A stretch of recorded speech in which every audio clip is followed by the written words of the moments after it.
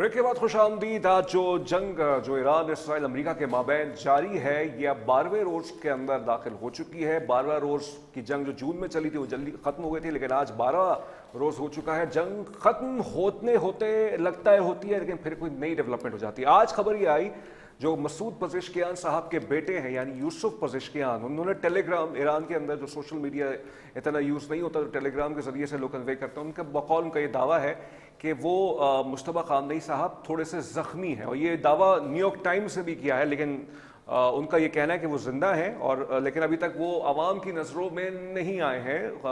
जो मुश्तबा खामनेई साहब है, जो कि ईरान के नए रहबरे मौज़म बन चुके हैं, सुप्रीम लीडर बन चुके हैं आयतुल्लाह खामनेई की शहादत के बाद। एक तो ये खबर है, दूसरा ये कि जैसे मैंने अपने इंट्रोडक्शन में कहा था कि IRGC जो है, पासदारान इनकलाब जो है, वो उन्होंने ये कहा है कि 1 लीटर तेल भी यहाँ से नहीं गुजरेगा, और तवक्को रखें हमारे दुश्मन के 200 लीटर पर बैरल, 200 लीटर डॉलर्स पर बैरल पर तेल जा सकता है अगर आपने हमें ये जंग जो है हम पे मुसल्लत है। उन्होंने कहा कि जंग अब हमारे ही तरीके से खत्म होगी। IRGC का दावा है। इस वक्त तल अवीव के अंदर भी सूरत हाल खतरनाक हद तक बहुत खराब हो चुकी है।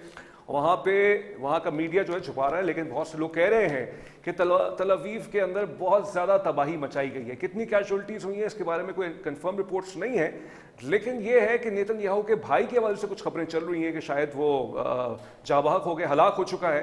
तो ये सारी सिचुएशन है। और बाय द वे IRGC के हवाले से एक इंटरेस्टिंग तज्जिया जो है एक जगह किया गया है। उनके बकौल जो पासदारान इनकलाब हैं, उनकी तमाम तर जो वो ऑर्डर्स लेते हैं या जो उनकी कमांड है वो लेते हैं सुप्रीम लीडर से, यानी ये कि जो रहबर मौसम है, जो पहले आयतुल्लाह खामनेई थे वो शहीद हो गए, अब उनके बाद उनके बेटे हैं मुश्तबा खामनेई।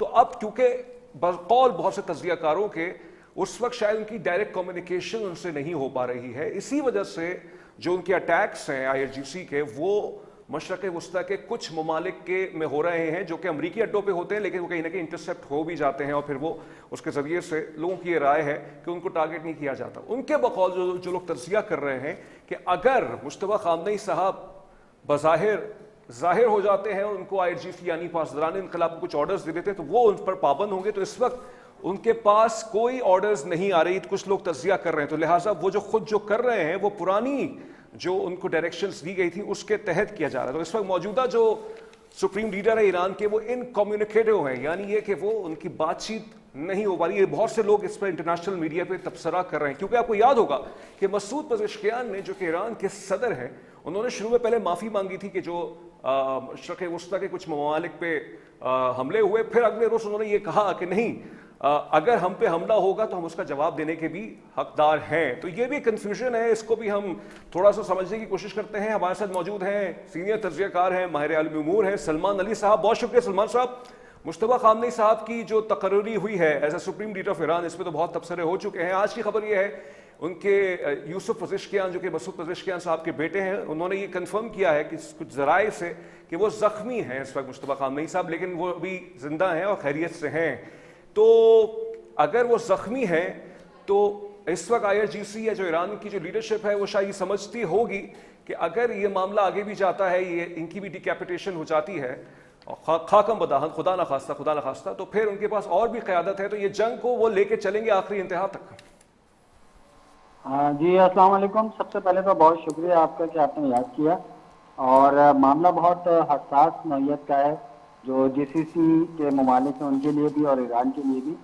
और मुश्तबा खामनेई साहब के हवाले से जो भी बयानात आ रहे हैं, तो ये सारी जंग के दौरान अफवाहों के हवाले से समझना चाहिए, इसलिए कि ये बात मुझसे और आपसे ज़्यादा मजलिस खबरदान की नॉलेज में है कि वो कितने ज़ख्मी हैं और राब्ते में है या नहीं है। ज़ाहिर है कि जिसको उन्होंने सुप्रीम लीडर के तौर पर अनाउंस करना है, अगर वो राब्ते में नहीं होगा तो उसके बगैर बताए उसको कैसे अनाउंस किया जा सकता है।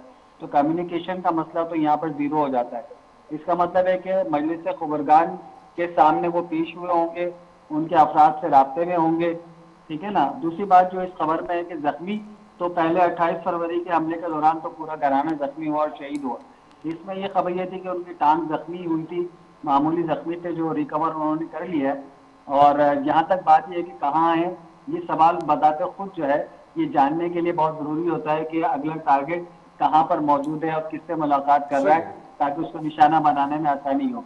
अब जाहिर है कि ईरान पहले एक नुकसान उठा चुका है 28 फरवरी को, तब वो कोशिश करे कि सुप्रीम लीडर को मंजर पे तावक देर उसे आने ना दे या लोगों की नजरों से छुपा कर रखे। मेरा ख्याल ये है।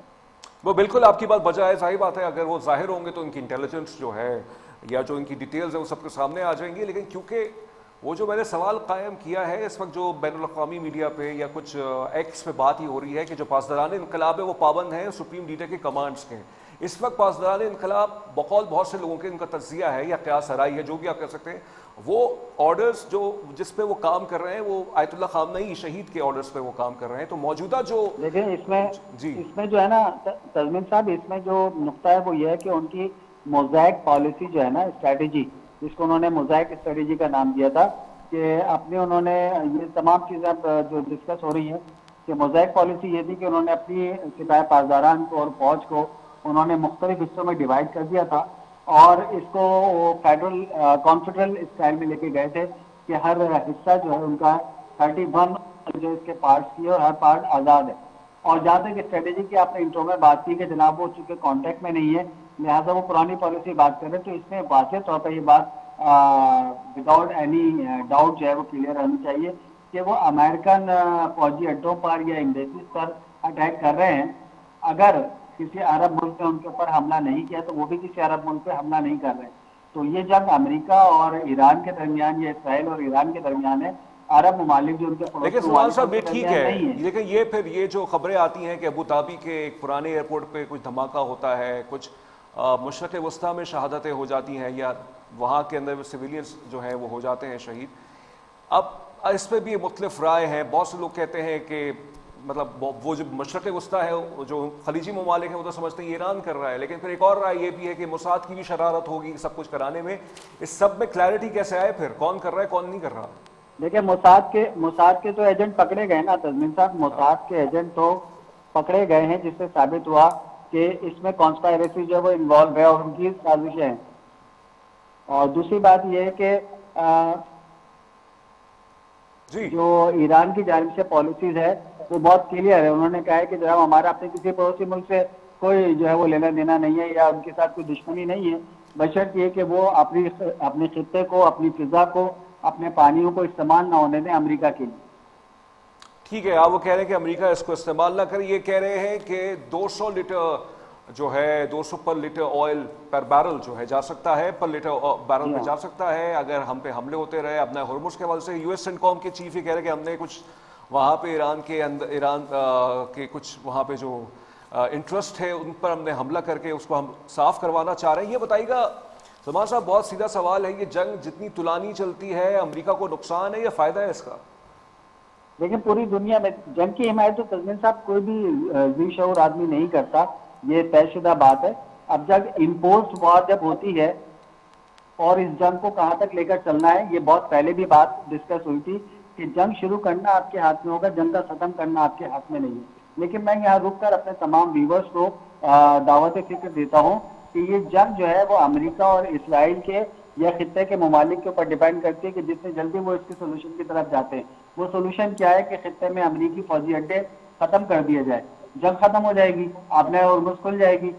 और इसराइल का वजूद जिसको वो कह रहे हैं कि फसाद की जड़ है, इसको खत्म कर दें, जो है जंग खत्म हो जाएगी। अब ये शुरू करने से पहले आपको सोचना चाहिए था कि क्या आप अपने अहदाफ को हासिल कर लेंगे या फिर जंग आपकी बॉल आपके कोर्ट से निकल के सामने वाले के कोर्ट में चली गई। मतलब आपके बकौल सलमान साहब, जब तक अमेरिकी अड्डे यहाँ से खत्म नहीं होते इस खत्ते से तो ये जंग जारी रहेगी। बिल्कुल ऐसे ही है। तो फिर ये तुलानी भी हो जाएगी और फिर मामला जो है वो हाथ से निकल भी सकते हैं। अब ये डिपेंड करता है जीसीसी के ममालिक पर।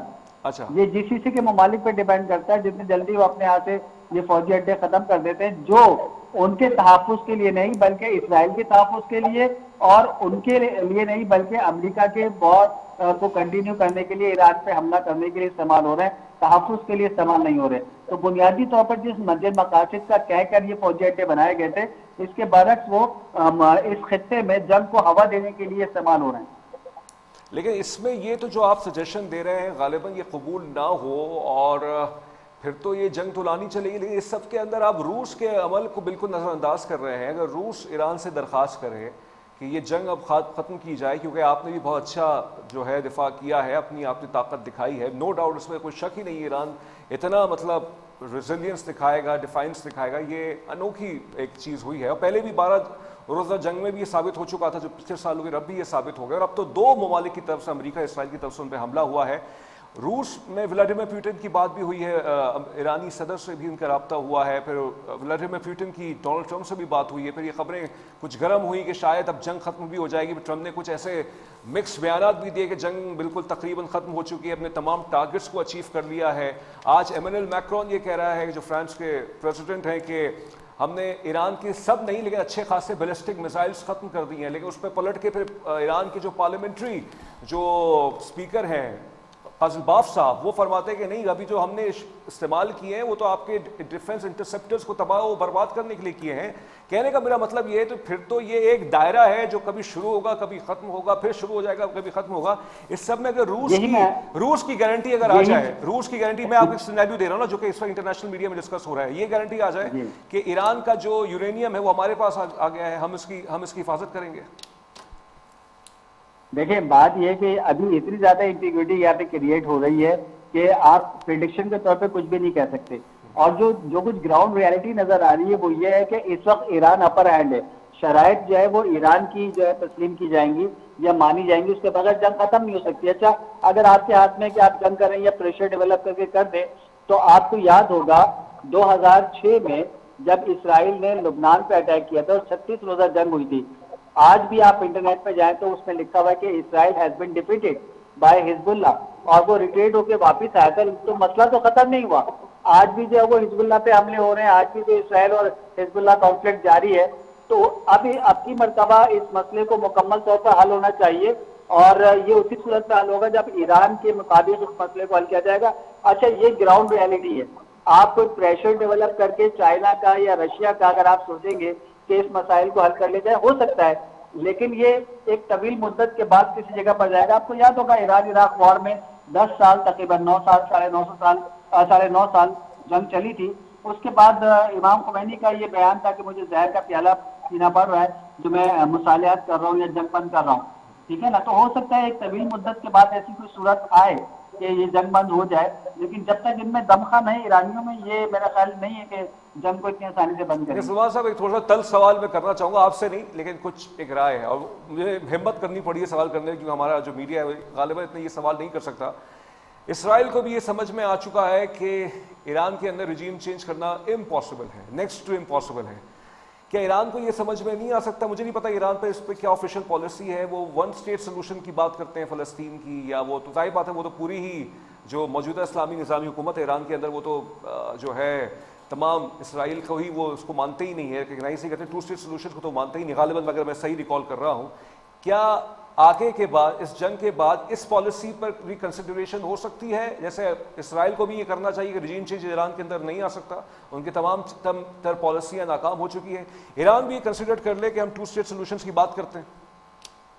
देखिए, बात यह है कि ग्राउंड रियलिटीज और ऑप्शन, जैसे आपके पास अब कश्मीर पे थर्ड ऑप्शन आ गया है, ऐसा कुछ अरसे के बाद मुमकिन हो, लेकिन आपको याद रखना चाहिए कि ईरान ने इस जंग की तैयारी, ईरान इराक वॉर के दरमियान एक नारा था कि कुछ बरास्ता करबला, वो उस वक्त भी यानी इस रास्ते से कुछ जाने को और कुछ को पता करने की बात कर रहे थे। तो तारीख में यरूशलेम या बैतुल मुक़द्दस जो है मुख्तलिफ कुव्वतों के पास रहा है। ये कोई हार्ड एंड फास्ट रूल नहीं है कि आप तस्लीम कर लें जनाब और एग्जिस्ट करने दें। माजी में कई मरतबा कभी ज्यूश के पास, कभी क्रिश्चियंस के पास, कभी मुस्लिम्स के पास रहा है। यरूशलेम की ये हिस्ट्री रही है, इसमें कोई ऐसी परेशान कुन बात नहीं है। अलबत्ता देखना ये है कि मौजूदा कंडीशन में जो प्रॉब्लम्स आ रही हैं, इसको कैसे ओवरकम किया जा सकता है, ये असल सवाल है। ये असल सवाल है। बहुत शुक्रिया आपका सलमान अली साहब, आपने हमें वक्त दिया और आपसे एक बहुत ही अच्छी गुफ्तगू रही इस सवाल से, एक मुख्तलिफ नुक्ता नज़र से। आज मैंने कहा कि अपने नाज़रीन के सामने डिफरेंट पर्सपेक्टिव भी रखूँ, जो कि इस वक्त बैनुल-अक़वामी मीडिया पर डिस्कस हो रहा है। अलबत्ता आज की भी यही खबर है कि ईरान जो है उसने अपने मुल्क को और अपने लोगों का बेहतरीन दिफा कर रहा है और कोई हुकूमत नहीं गिरी। हाँ, तेहरान में 1200-1400 शहादतें हैं, बहुत अफसोस है, दुख है, दर्द है। कोई भी मुस्लिम शहीद हो किसी भी खत्ते में हो, हमारा भाई है, और ये बिल्कुल इस्लाम और जो है नेशनहुड, इस्लामिक उम्मा, यही इसी कॉन्सेप्ट का नाम है कि आप हर मुसलमान के दर्द को फील करें। पाकिस्तान के अंदर, जैसे मैंने कल भी कहा था, कि जज्बात, एहसासात मजलूमों के साथ हैं, ईरान के साथ हैं, और ये पाकिस्तान के अवाम की बहुत बड़ी ताकत है। और ईरान हो, फ़लस्तीन हो, यमन हो, لبنان ہو، یہ وہ خطے ہیں کہ جن کے ساتھ ہمارے دل دھڑکتے ہیں، خاص طور پہ مقبوضہ کشمیر. ہماری یہ پالیسی ہے کہ ہم سب کے لیے ہماری اخلاقی جو ہے حمایت ان تمام ممالک کے ساتھ ہماری رہے گی، کیونکہ ان پہ جو حملے ہو رہے ہیں وہ ایک بربریت ہے اور جابرانہ ایک کوشش ہے. تزمین جاوید کو خبر سے تجزیے تک سے اجازت دیجیے. اپنا بہت خیال رکھیے گا. اللہ حافظ.